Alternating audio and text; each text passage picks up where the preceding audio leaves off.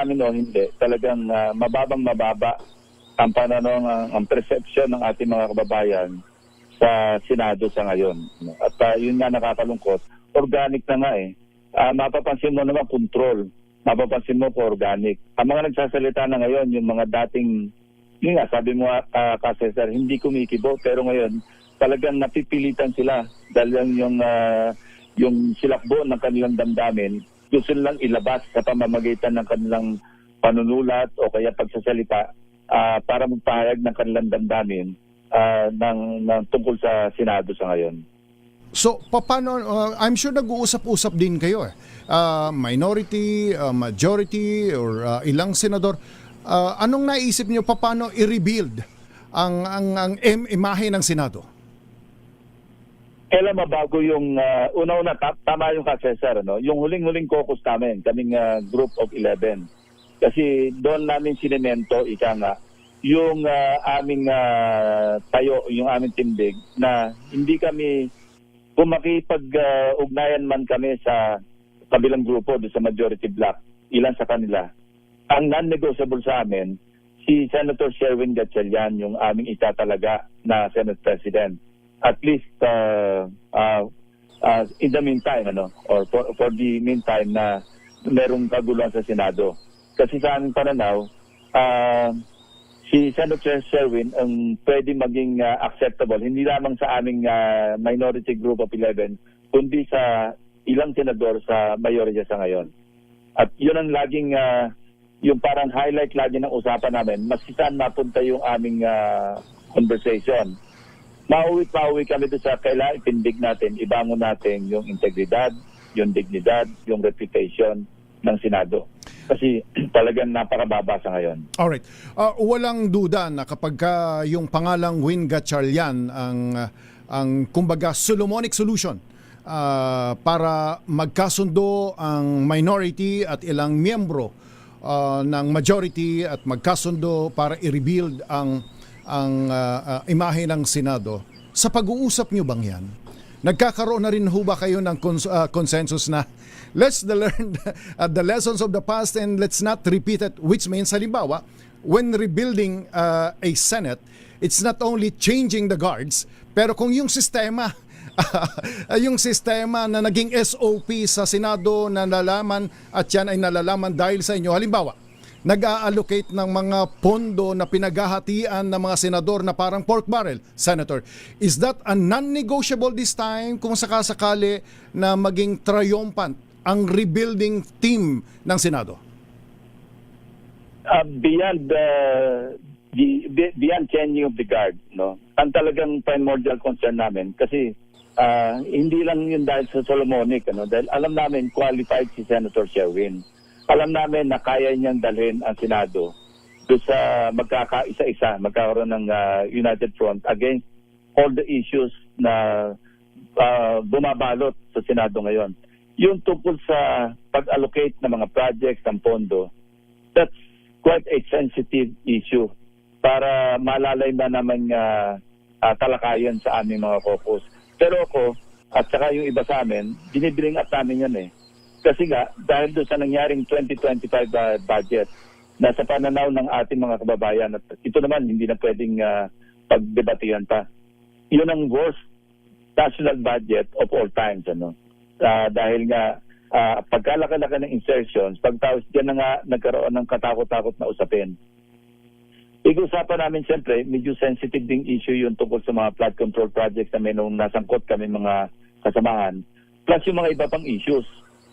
So, doon kami naggagaling, although hindi malaliman yung aming diskusyon, pero by and large, pagka yung nag-usap kami na ano magandang gawin para may bangon yung dignidad, integridad ng Senado, doon din kami papunta. So, kaya nga nag-iisip kami, wala kaming, mga ibang issue yung nagpapalabas sila ng tungkol sa CONAS, kaya raw gustong magkaroon ng change na leadership dahil papunta kaming CONAS. That's BS, Hindi totoo yun. Hindi namin napag-usapan yan eh. Sa dami ng caucuses naming minority, wala kaming pag-uusapan tungkol sa CONAS. Tapos yung mga ibang issues na kung saan, paano at sasalba dahil na-highlight ito noong May 13 eh. saka naman nakakita ng nagkakaroon ng putukan dahil sa isang miyembro. Right. Ako ho ay nagtatanong hindi bilang isang anchor but also as a citizen of this republic. At ang maikli at simpleng background ko ho, ako ho ay nag-cover ng 1987 to 92. Nung panahon na ho yun, ay walang internet, walang cellphone, walang Viber, WhatsApp, Messenger, TikTok, Instagram, YouTube, walang Facebook. Therefore, ang trabaho ng mga Senate reporters noon face-to-face sa bawat senador. At during the 8th Congress, 16 senators, mga lawyers, mga responsible from Hubito Salonga, Tito Ginggona, Neptali Gonzales, Edgardo Angara, Teroy Laurel, Bobby Tanyada, Rene Sagisag, and down the line. Yung hindi mga abogado, pwede mo pa rin sabihing magagaling at mahusay. Kumbaga kung sa pamantayan, may takot sa Diyos, may hiya sa kapwa.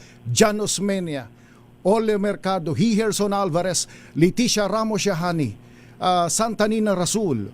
Itong mga pangalang ito, nung kino-cover ko, ang tingin ko sa Senado noon, Mr. Senator, ang Senado noon ay nag-aayos ng problema ng bansa. Parang ang perception ngayon ng taong bayan, ang Senado ngayon ang pinoproblema ng bansa. Mayroon pa ho ba tayong sapat na panahon, say in the next 2 years, para ma-rebuild, ma-turn around ang imaheng ito ng Philippine Senate? Well, hope springs eternal, Cesar. Laging nag-hope kami, hoping against hope, na talagang sa lalong madaling panahon, maibangon namin yung kinatatayuan ngayon ng Senado na talagang napakababa sa pananaw ng ating mga kababayan. So tama ka, hindi mo nabanggit si Cablas Ople, hindi rin abogado yun. Pero yun nga, yung mga panahon, inabot ko yun yung 2001, yung first term ko, inabot ko rin yan, sina Cablas, Nene Pimentel, Joker Arroyo, Ed Angara, yung mga talagang statesmen na ituturing natin. Na talagang, ang tingin talaga, pag nakakita ng ang mga kababayan natin ng senador, nakatingala Pero ngayon, parang pag nakakita ng senador, kung hindi nga pantay para mas mababa pa yung kanilang tingin, nakayuko pa yung mga tao natin sa figuratively speaking, Cesar. Parang gano'n ang pananaw. Nakakalungkot yun. So ano ngayon ang maganda namin gawin para maibangon? Kailangan siguro, pag-indulge kami sa self-reflection, isuriin namin yung aming mga sarili, individually and collectively, para pag-isipan namin paano ibabangon yung puri, yung kapurihan ng Senado. Wala nang ginagawa sa section hall, di ba? May mga dramatics, theatrics, tapos nagkakasigawan. Kami nung araw, medyo may sigawan din, pero pagkatapos ng debate, nagkakamayan Pagkatapos ng pag nag-break kami, nag-break kami sa session, pupunta kami sa lounge, pagkakasama kami sa isang table, nagkukwentuhan kami. Minsan, issues pa rin pag-uusapan, pero friendly at saka high level yung usapan. Nakakalungkot nga ngayon, na bakit ganyan na nangyayari. At saka, bakit nga, ewan ko, kasi mahirap sagutin ang maraming katanungan. Pero talaga ang bottom line, mag-self-reflect kaming lahat, collectively and individually. At pag-aralan namin, suriin namin, saan ba kami nagkakamali at paano namin maitutuwid. Maganda ho yung nabanggit ho ninyo, mag-self-reflect. Ang ginawa ho ni Senator Salonga, Senate President Hubito Salonga, after the 1989 coup attempt, about 6 days coup attempt, pagkatapos ho noon, ang ginawa ng Senado, dinala ni Senate President Hubito Salonga ang mga senador sa Pansol, Laguna. Nagkaroon sila ng workshop. Medyo madalas ang workshop noon. Baka nga ho, tama ho kayo.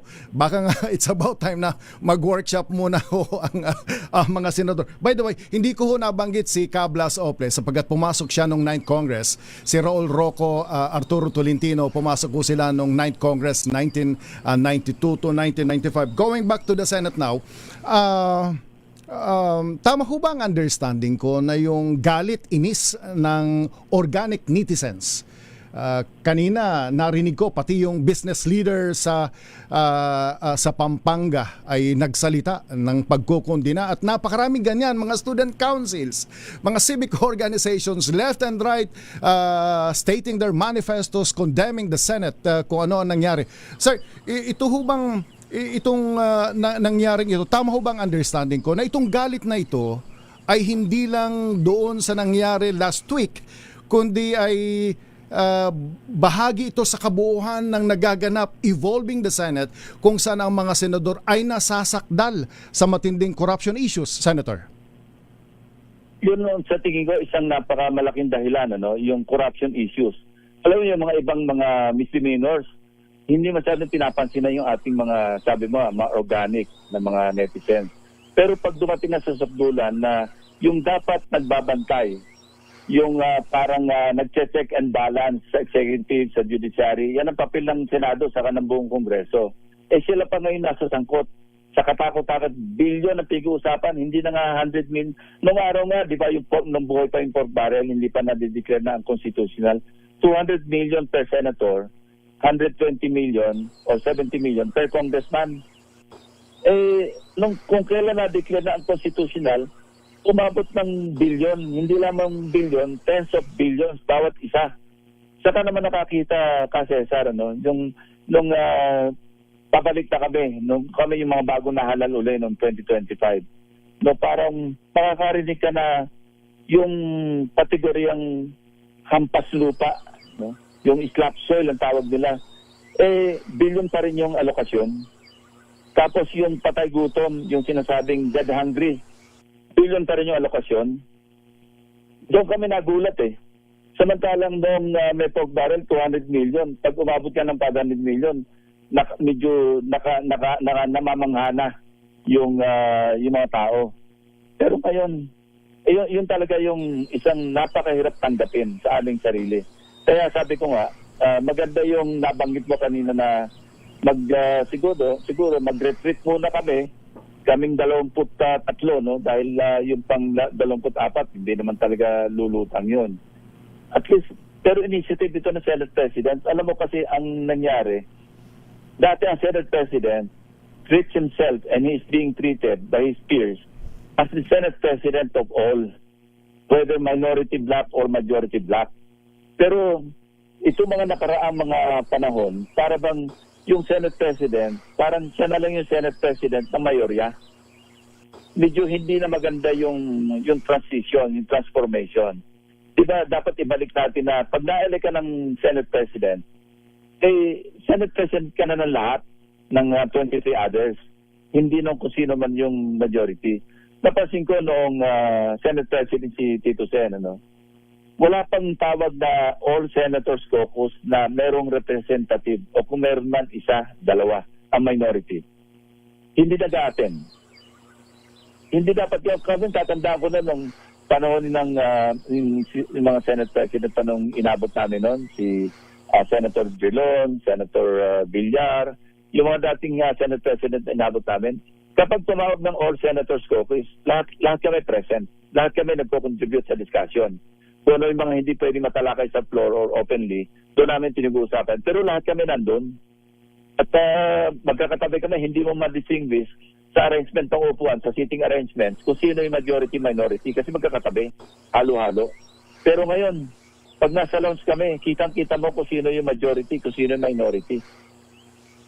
At hindi ho siguro kayo magtataka, Senator, kung maraming netizens, organic netizens ang pagkaka-describe sa kaganapan sa Senado ay parang mga bata.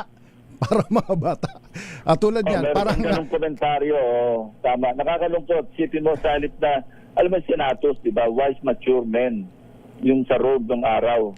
Pag sinabing senatos, ito yung institusyon ng mga wise at saka mga mature na mga statesmen.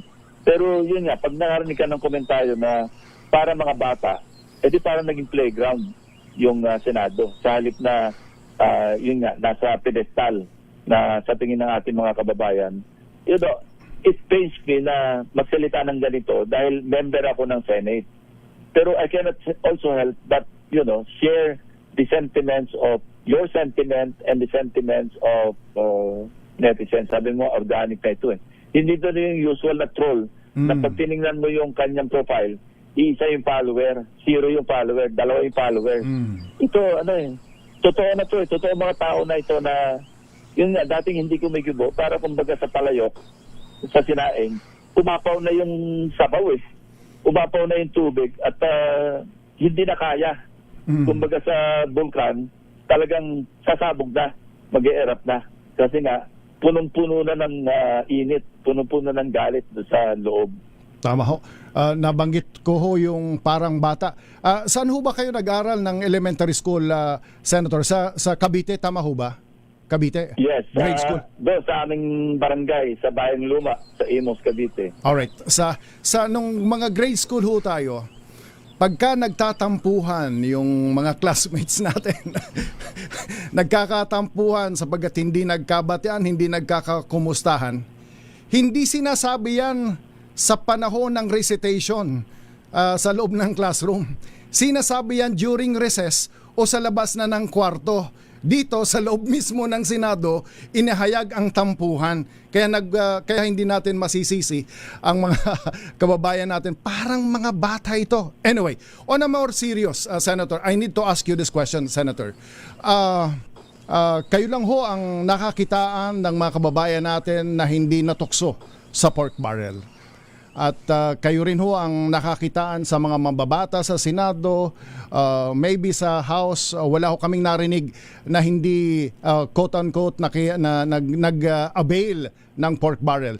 Naalala ko po si Joe Taruk dito sa upuan ito nung dekada 80, tinanong na si Congressman Joker Arroyo ng Makati, Mr. Congressman, bakit hindi ho ba kayo nag-avail ng Countrywide Development Fund? CDF pa ho noon. Ang sagot ni Congressman Joker Arroyo, dating Executive Secretary, later became a Senator in the 90s. Sabi na, Joe, hindi ko talaga kinuha ang Countrywide Development Fund sapagat sa mga Makati Councilor as may mahigit 21 million pa ang kanilang CDF, samantalang ang congressman noon ay 16 million lang. That was during the 8th Congress. Ang Countrywide Development Fund ng mga mambabatas was only about 15 to 16 million. Ngayon ho, billion na. We are talking about rebuilding the Senate. Wala ho bang seryoso sapagkat maliwanag naman ho ng punot dulo ng kaguluhang ito ay sabi ng aking political science professor sa NDCP, he who gets what? Ibig sabihin, what's in it for me? Yung naghahati-hati ng pwedeng i-allocate kung saan-saan. Ang more serious question now, Senator, and I have to ask these questions to you, ready na ho ba kayo? Napakiusapan yung mga senador na i-give up na itong pork barrel system para tuluyan ng ma-rebuild ang image ng Senado? At least meron kaming ginawang hakbang na pangunang hakbang. Ito yung sa tingin ko, isang malaking accomplishment ng liderato ni dating Senate President Tito Soto. Nagkaisa kamo noon dahil si Senator Sherwin Gatchalian ang chairman ng Committee on Finance. Meron kaming pagkakasunduan noon na maging transparent all the way. Yung buong budgeting process, gawin namin transparent. From of course, yung net, hindi namin saklaw yun. Pero simula pa lamang nang nagkaroon kami ng budget deliberation sa komite, sinimulan na namin yan, gawin namin transparent, naka-open, nasa website, at lahat ng amendments, aka insertions, dapat matukoy kung sino yung nag-introduce ng amendment. Nang sa ganon, meron tayong pagtuturuan kung sakali mang magkaroon ng aberya yung mga proyekto na pinopose o galing sa amendment ng bawat mambabatas. No, dangan nga lang, siyempre, bicameral conference, hindi lahat nasunod yun.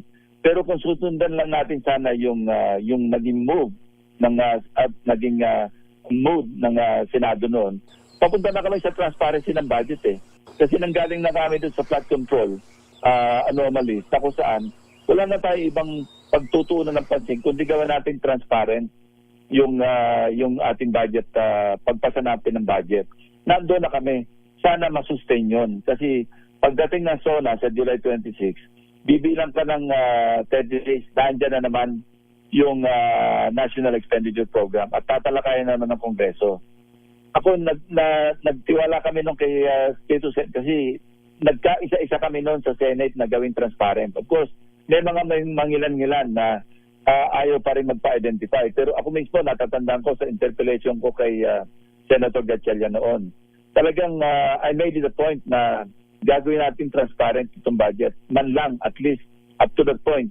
Hindi natin maiwasan yung mga kasama natin na meron silang mga constituencies na gusto nilang bigyan ng pabor, no? Mag-introduce sa amendment. Pero at the very least, tukuyin natin sino yung senador na yon.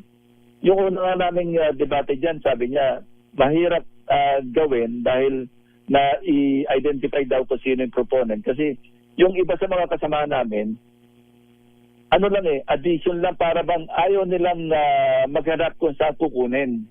Ito ng trabaho ko tagahanap. Sumusobra na yung nahanap kong pagkukunan nung during the time of Senator Legarda as Finance Committee Chairman at saka yung mga sumunod sa kanya.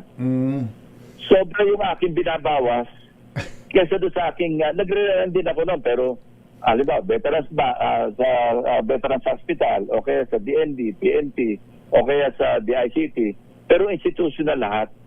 Kasi hindi naman ako, kumukontra ako lagi pagka sinabing separate pa yung institutional amendments kaysa sa individual amendments. Sabi ko, anong define individual amendments? Di ba dapat ng ating amendments na introduce institutional? Na ito ni-request ng ahensya dahil hindi nasama sa NEP. Yun ang lagi namin tingnan, whether sa caucus, whether sa plenaryo, yan lagi yung line ng interpellation ko. Sa panahon ni Senator Sherwin, saka ni Tito Sen as Senate President and Finance Chairman, papunta na kami dun And I hope, sa ilalim ng pamumuno ni Senate President Alan Peter Cayetano, masustain na yung ganon, na kami na yung maging halimbawa na parang pagdating nga sa pagitan ng dalawang houses, kami na yung parang pinaka-big brother na tinitingala nila para sa pagbalangkas bandang na national budget, maayos. Alright, last question, Sir Ping. Meron ho bang changes sa pagbabalik ng mga senador sa Senado? In the works, kasi ganyan naman talaga Sabi ko parang rebellion yan continuing crime yan na yung minorya, mayorya, wala naman permanente dyan. Yung members ng yung minority block, sigurado magpaplano yan kung paano naman sila maging majority block. Yun ho bang in the works na sa 70-80% na? Kasi napaka-nipis, precarious yung 12-11 kasi wala nga Senator Bato. Maski nga hindi magkaroon ng change ng leadership ng Senate presidency. Isa lang yung tumawid. Kami na yung masusunod sa floor yung new majority. Kasi majority yung numero, 12 against 11. Sa pagpili pa lamang ng chairman o chairpersons ng mga komite, ang masusunod yung new majority na hindi kanila yung Senate President. Kung dalawa yung tatawid, of course, palitan ng Senate President. Pero isa lang yung makatawid, no? Ang ibig sabihin doon, parang virtual Senate President, yung minority leader. Kasi lahat ng motions, at least mga major issues, na magkakaisa yung members na majority block at saka pag-chair ng mga committees, mapupunta sa mga majority block na hindi kanilang Senate President.